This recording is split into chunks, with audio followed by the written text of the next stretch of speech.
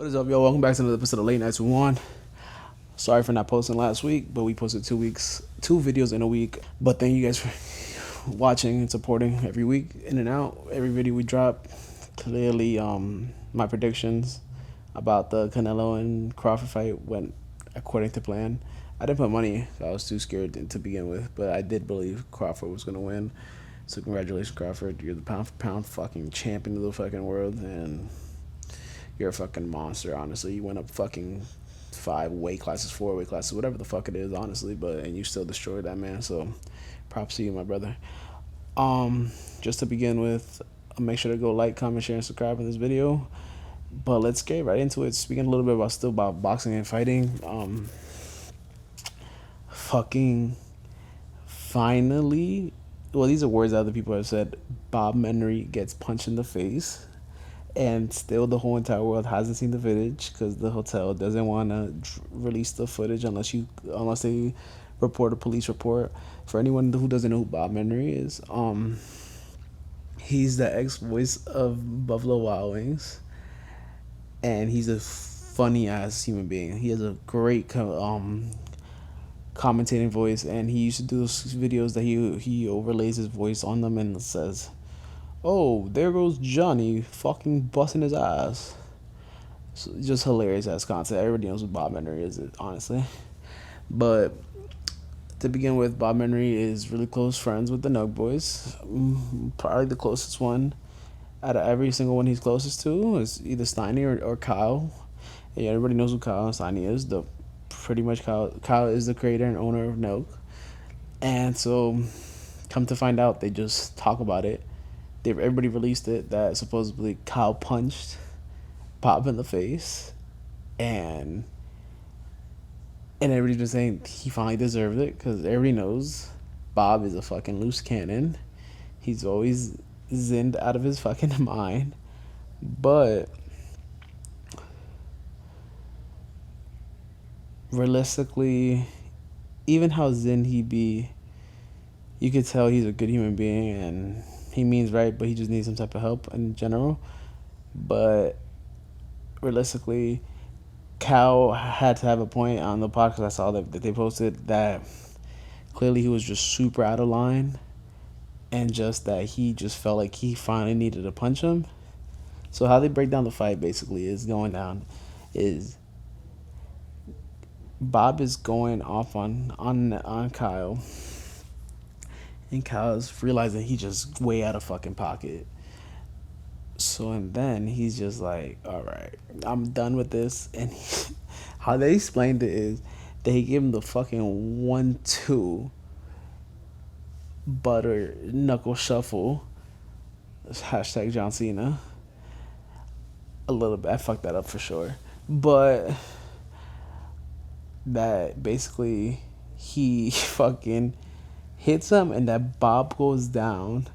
And then Kyle's just a fucking comedian at the end of the day, but he's like he was like he had his fucking whole entire his think he said his mom's period blood on his fucking hands, on his knuckles, off how much money, off of how much blood he made him leak out of his face. Supposedly, who the fuck knows if that's even true? Whatever. But wow, no one ever expected that shit. Realistically, even though I knew he gets on everybody's nerves, they are really close. But I don't know. I don't know how you guys think about it, but people say like their closest of friends fight and stuff. I've never gotten to that point of actually fighting one of my closest friends. I guess maybe Devon, but I didn't really like punch him fully. I just like smacked him a little bit, but it wasn't a real fight. Like I feel like once you really fight somebody, that shit is a little bit intense. But I think it just matters on both human beings on both sides, how their emotions are. But maybe it does make people stronger. But I've never been in a situation to fight one of my friends, so I really don't know how it would feel. For me personally, without doing it, would never gone through it, I feel like I'd feel a little bit weird. I probably wouldn't end up being friends with them, but maybe, who knows? Realistically. But that shit was just fucking hilarious. Bob Menry finally gets dropped, and the whole entire world is going crazy. Dana White is trying to get the footage.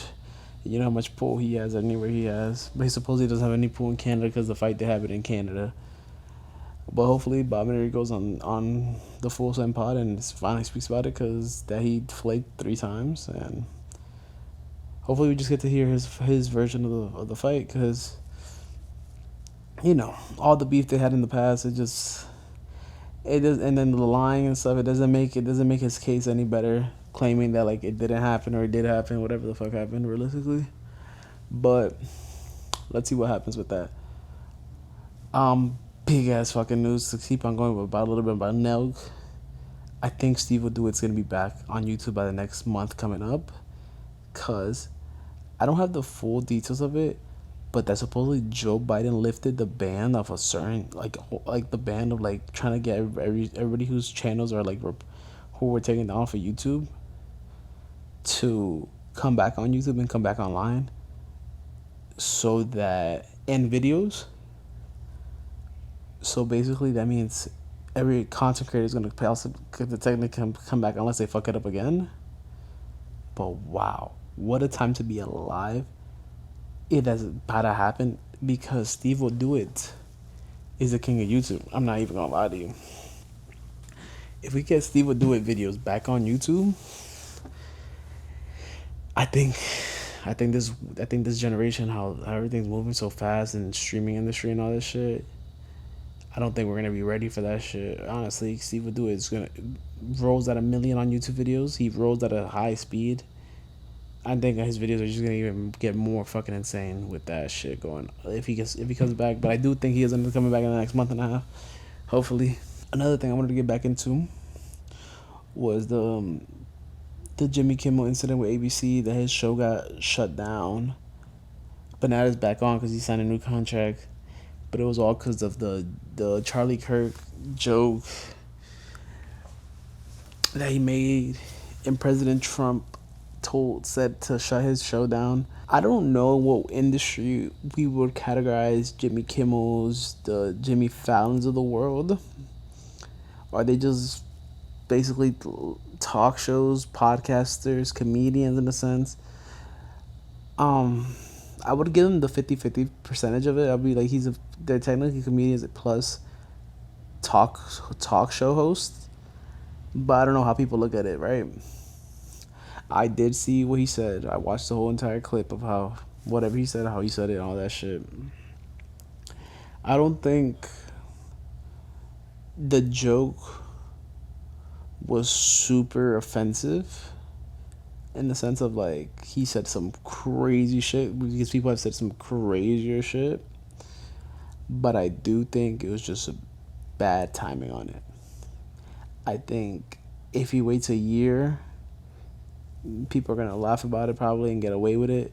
He gets away with it, but since it was so recent, his wife is now just coming out speaking about it. She said she apologized to the shooter and all this other stuff.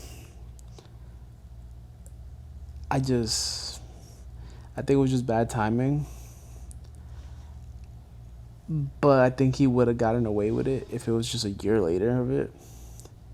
But I think those are just mistakes as a human being, and whenever you're just in that, he's a professional. He's a legend in the space. No matter what, even if you hate him or you like him, when you're rolling at that fast ass pace, like you just say whatever you think it's gonna be said because you think you're gonna get away with it, and I understand that, but you don't get away with everything, right? But I think well, clearly he's good because now they announced he signed a new contract. So now everybody's speculating like, oh, so did they just shut it down, but they used that as an excuse because he still needed to sign a new contract, or what the fuck is going on? Who the fuck really knows right now? Shit's just so weird right now in the world, and you guys know it is. Like, so much is going on, so much bad and good in the world's going on right now. But does Jimmy Kimmel deserve to be canceled off of the joke he said? The joke in itself, I don't think he deserves to be canceled. I think people have said worse things about human beings in this world, but just super bad timing, super early. And at the end of the day, I think no matter, there's a lot of hate for Charlie Kirk in the world, and there's a lot of love for Charlie Kirk in the world. I think I've seen more on the social media aspect. Even if you hated him, people are now starting to like him and realize, damn, no human being should deserve that. But I don't know too much. I know who he was. I watched some of his videos, but do I know the whole backstory of how politically strong he believed in other stuff? No. If you guys think I should do a video on it, I could find a couple people to do that with. That's how a lot of people post. It's bad and good. So that shit would just be like a fucking debate though. So that'd be pretty like intense. Wouldn't want to see nobody fucking throw a table across the fucking room. But you know, people are fucking insane. Let's get into a little bit of sports today. Jason Tatum announces that he's not ruling out the season for himself after tearing his Achilles, and which is super true. The Boston Celtics have not said anything about Jason Tatum, how they've said everything about all these other players, that they're out for the whole entire season. But maybe they also haven't because they have so much more possibility of winning a championship than anyone else, most likely. I think that's the reason. And probably Jason Tatum told him not to release that yet either. But he's with Stephen A. He's talking to Stephen A. and he tells them, I'm not ruling out the season. That's why I go six days a week to rehab. Six times a week to rehab to get his Achilles strong again. Which 6 times a week sounds like a fucking lot. I don't think a lot of regular people who all the tour Achilles that we had this season. I don't think the other guys who tore their Achilles probably go 6 times. That sounds a lot. And in my opinion, I would think it's every like you can't go to rehab twice a day. In my opinion, I don't know, but they're professional athletes. They have so much more medical and shit. So who knows? But I would believe that he goes like 6 days a week too, because 6 times a week. But who knows? But it's kind of scary. He also mentioned that he doesn't want to rush the process, but I don't know, when you're technically like winning a fucking when you're here to win your team's here to win a ring. I think he wants to come back as soon as possible because the Celtics are making it to the playoffs. So if the Celtics get into the first round, get a tight first round, maybe up to Game 7, Game 6. Why can't he make an appearance in one of those games? That's gonna be almost to a year fully recovered if you get to that late series and first if you get to a late first round series. So who knows? Maybe he will come back. Also, what the fuck happens today? Michael Porter Jr. finally gets his fucking debut. Not debut, but you finally see him in the uniforms and all that stuff for the Brooklyn Nets, and he fucking announces that he spends $250 on a day on Ubers in New York City, which is understandable because New York City is fucking expensive as shit. But what the fuck? $250, bro? You should first of all hire a driver. Second of all, you're 6'10", 6'11". I don't know if they make enough Ubers that are that comfy for you. And third, I just think you're rich enough to order a driver. Yeah, you shouldn't be fucking spending $250 a day on Ubers.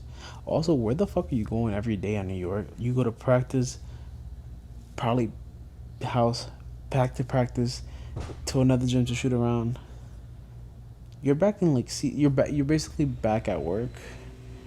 So I understand you're exploring and stuff, but like, how much exploring are you fucking doing for $250 worth of a fucking day? And like Uber Eats exists, so like that's what I'm saying. Or you even have probably a chef, so like, where the fuck are you going? But that shit was fucking insane. $250 a day on Michael Porter Jr. And Michael Porter Jr. has been going fucking insane right now with everything that he's been doing on his podcast and vlogs and shit. But he's been killing it though. Shout out to Michael Porter Jr. He looks like a cool ass guy, and he's been doing good content, honestly. Even though he fucking got two baby mamas of two NBA players, but We're not gonna speak on that. Speak on that. That's fucking insane. Who the fucking knows how he even pulled that fucking shit? But realistically, it is what it is, bro. Realistically, um, guys, I've lost 30 fucking pounds.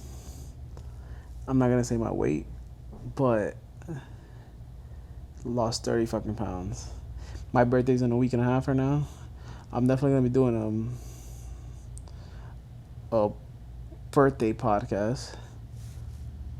That'd be dope. I should do a fucking like podcast with like, a whole bunch of boys on my birthday. Oh my god, I should do that now. Now that I think of it, yes. I'm creating fucking ideas right now in my fucking head. I'm gonna do a boys podcast for my birthday.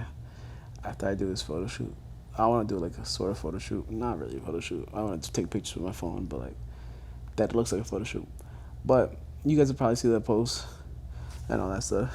But guys, make sure to keep on liking, sharing, and subscribing to all my videos. Thank you guys for all the fucking support. I think we have some pretty cool videos coming up, honestly, in the next couple weeks. Hopefully, they get done. It's just so hard with guests. You guys know this, but we're gonna get to a point that guests won't be hard anymore, and I'll be able to get anyone I fucking want to get, because they're gonna want to be on my show, and they'll respect me enough to make time for me. Thank you guys for always watching, liking, sharing, subscribe. Make sure to just keep on watching Late Nights with Juan.